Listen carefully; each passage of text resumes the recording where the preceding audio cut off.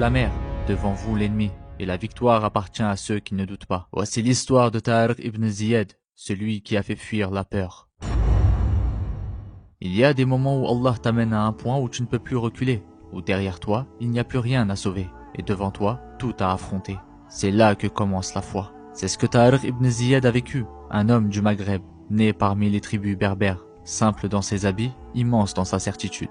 Sous le commandement du gouverneur Moussa ibn Nusayr, il fut choisi pour mener une expédition que personne n'osait imaginer. Traverser la mer pour porter la lumière de l'islam vers une terre appelée Andalousie. Ils étaient 7000 et face à eux, une armée de 100 000 hommes. Des épées, des chevaux, des armures.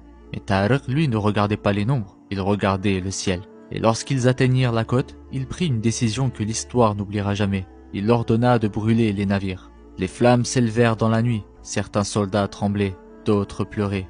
Mais Tariq, debout devant eux, leva la main et dit « Derrière vous la mer, devant vous l'ennemi. Par Allah, il n'y a pour vous que la patience et la sincérité. La victoire appartient à ceux qui ne doutent pas. » Ce jour-là, il n'a pas seulement brûlé du bois, il a brûlé la peur du retour, la peur de perdre, la peur de ne pas être assez. Et c'est là, dans le silence de la nuit et l'odeur du feu, que la vraie foi s'est levée. Car quand tu n'as plus rien derrière toi, tu découvres enfin celui qui t'attend devant. Ce feu n'était pas un acte de folie, mais un acte de confiance absolue.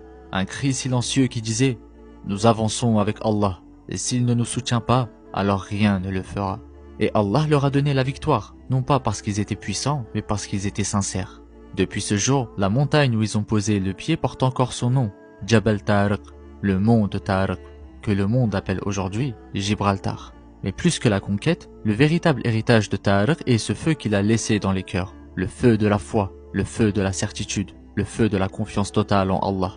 Alors toi aussi, quand la peur t'empêche d'avancer, souviens-toi de lui, parce que parfois, pour que la foi se lève en toi, il faut oser brûler tes navires.